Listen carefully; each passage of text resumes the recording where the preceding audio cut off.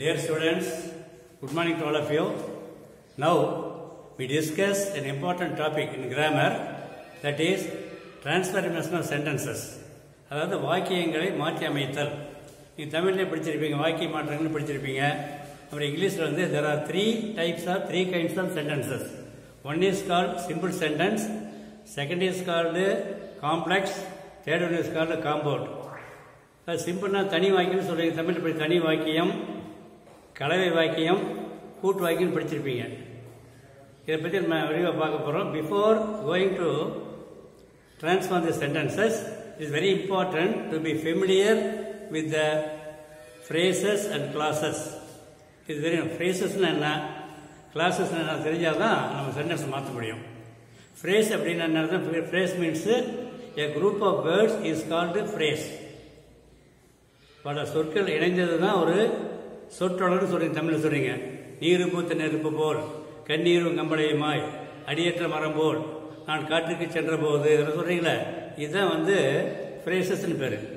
A phrase has no subject and predicate. It contains group of words. It gives a sense but not complete sense. இது ஒரு meaning கொடுக்கும், ஆனால் முழுமையான மீனிங்கை கொடுக்காது. அதான் ஃப்ரேஸ்ன்னு பேர். புரியுதா? பாருங்க, sentences are three kinds. Sentences are three kinds. One is simple, complex,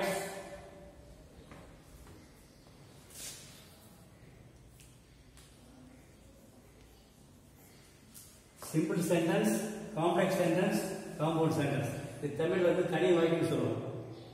இது வந்து என்னது, கலவை வாக்கியம் சொல்லுவோம். கலவை, இது கூட்டு வாக்கியம். இதை பற்றி விரிவாக பார்க்கலாம். Before going to transfer the sentence என்ன பண்ணணும், சிம்பிள் டு காம்ப்ளெக்ஸ் மாற்றலாம், காம்ப்ளெக்ஸ் சிம்பிள் மாற்ற தெரியணும். அதே மாதிரி காம்பவுண்ட் கொடுத்தாக்க சிம்பிளாக மாற்ற தெரியணும். இதுதான் important, very very important topic English grammar sentences.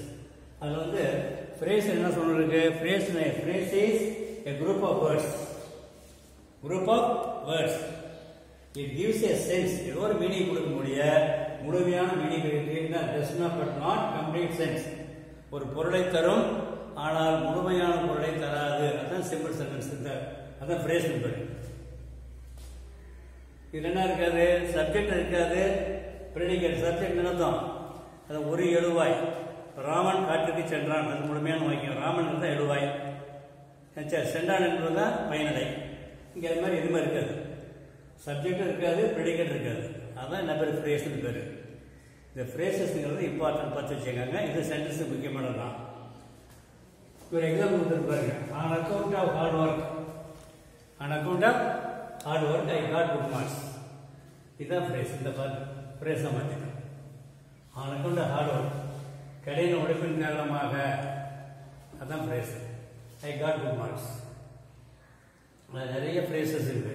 Because of, owing to, by டீட் of, in spite of, in case of, in the event of, on seeing a snake, நிறைய ஃப்ரேசஸ் இருக்கு. In accordance with, on the contrary, in the middle of, running water, a girl in blue uniform, நிறைய இருக்கு phrases. அந்த phrase வந்து இப்போ நான் வரப்போது பார்க்க போகிறோம். நெக்ஸ்ட் ஒன்று செகண்ட் என்ன பார்க்க போகிறோம் நம்ம, கிளாஸ். அந்த கிளாஸுக்கு என்ன தான், கிளாஸ்னா பார்ட் ஆஃப் ஏ சென்டென்ஸ் தான் கிளாஸ் வரும். Part of a sentence is called clause. CLAUSE கிளாஸ்னா வாக்கிய பகுதின்னு பேர். இப்போ நான் கடைக்கு சென்று காய்கறிகள் வாங்கி வந்தேன் சொல்கிறோம்ல, அதான் வாக்கிய பகுதி பிரிக்கிறோம். Clause, clause. Clause is a part of sentence. வாக்கியத்தோட பகுதி. அதில் ரெண்டு டைப் இம்பார்ட்டன்ட் கிளாஸஸ் இருக்குது. ஒன்று வந்து மெயின் கிளாஸ், மெயின் கிளாஸ். அது இண்டிபெண்டன்ட் கிளாஸ் இருக்கும். மெயின் கிளாஸ் தனித்து இயங்கக்கூடிய, எந்த விதமான யாரையும் இல்லாமல் தனித்து இயங்கக்கூடிய, தனித்து பொருள் தரக்கூடியதான் அர்த்தம் மெயின் கிளாஸ். இதுக்கு சப்ஜெக்ட் இருக்கணும், ப்ரெடிகேட் இருக்கணும், எழுவாய் இருக்கணும், என்ன நடந்தது, பயனில் இருக்கணும். அந்த தான் மெயின் கிளாஸ் இருக்கும். ஒரு சப்ஜெக்ட், ஒரு ப்ரெடிகேட் கட்டாயம் இருக்கும். ஒரே ஒரு ஃபைனட் வெர்ப் இருக்கிறது. It contains only one finite verb. ஒரு முழுமையான பாருங்க. The farmer had 3 sons. ஹேடுங்கிறது என்னது, verb. I bought a pen. bought வந்து என்னதான் main verb. I wrote a letter. wrote is verb. அதனால என்ன பண்ணுறதுல இதுக்காக சப்ஜெக்ட் இருக்கணும், ப்ரெடிகேட் கட்டாயம் இருக்கணும். அதுதான் main clause. It gives a complete meaning, முழுமையான பொருளை தரும். I met my old friend yesterday. I went to Chennai last week. India is a democratic country. Akbar was a wise king. Ashoka was a famous king. These are called main classes.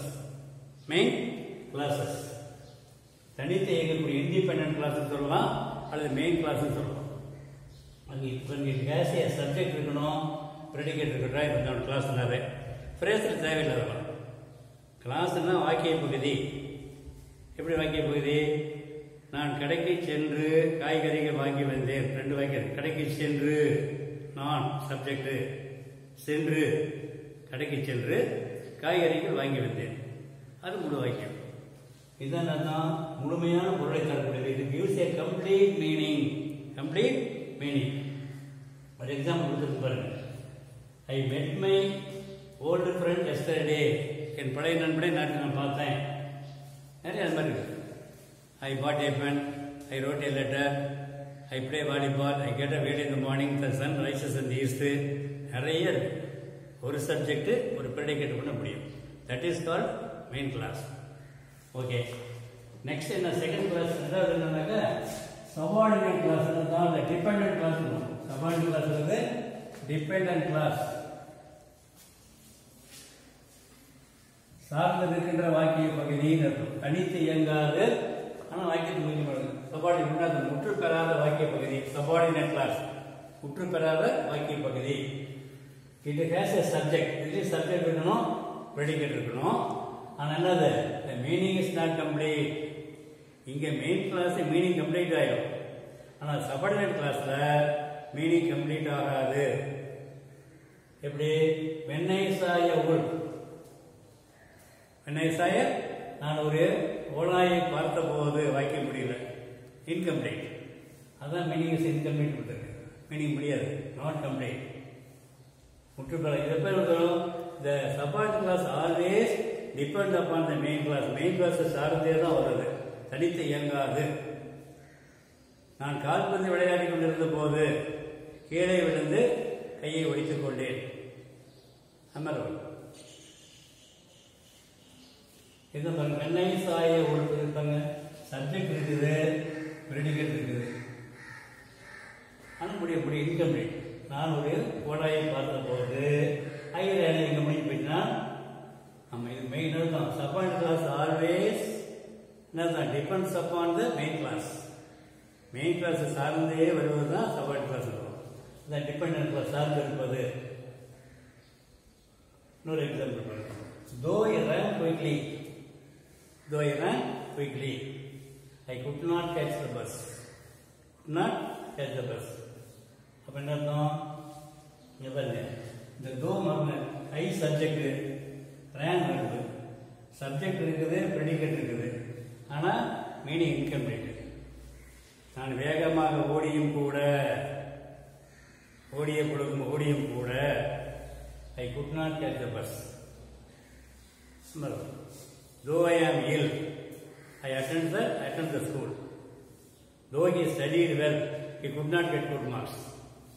நிறைய இருக்கு. though வரும், unless வரும், if வரும், நிறைய இருக்கு. அதான் subordinate எழுதி போற பிரச்சனை. அது போட்டுட்டா ஓகே.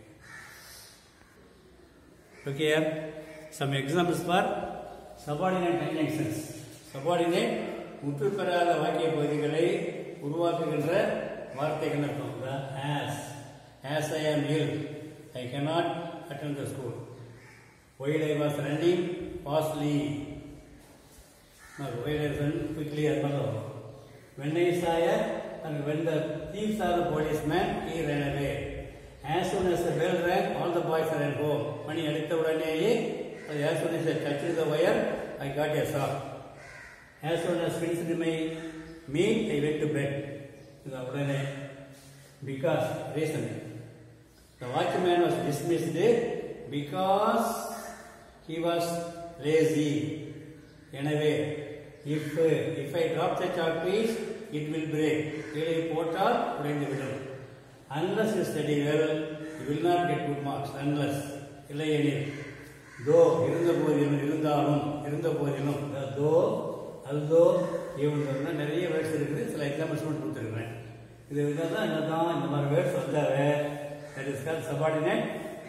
என்னது தான் கன்ஜங்ஷன், முற்றுப்பெறாத வாக்கிய பகுதிகளை உருவாக்குகின்ற சொற்கள்னு பேர். இதெல்லாம் கோத்ரூ பண்ணி வைங்க. Let us see in the next class how to interchange simple to complex, simple to complex, simple to compound, compound to complex. மொத்தம் 8 டைப் இருக்கு. மூணு மாத்திரம். அது நான் அடுத்த கிளாஸ் கடைசி இந்த நெக்ஸ்ட் கிளாஸ் அண்ட் அந்த டிரான்ஸ்ஃபர்மேஷன் ஆஃப் சென்டென்சஸ். இப்போ இந்த பேசிக் மட்டும் தெரிஞ்சு வச்சுக்கோங்க. கிளாஸ் என்ன, what is clause, what is phrase, இது தெரிஞ்சு வச்சுக்கோங்க. நம்ம நாளைக்கு வந்து எப்படி டிரான்ஸ்ஃபர் பண்ணுறது ஒரு எக்ஸாம்பிள் ஒரு 8 எக்ஸாம்பிள் நடத்துகிறேன் உங்களுக்கு. See you tomorrow. Thank you all.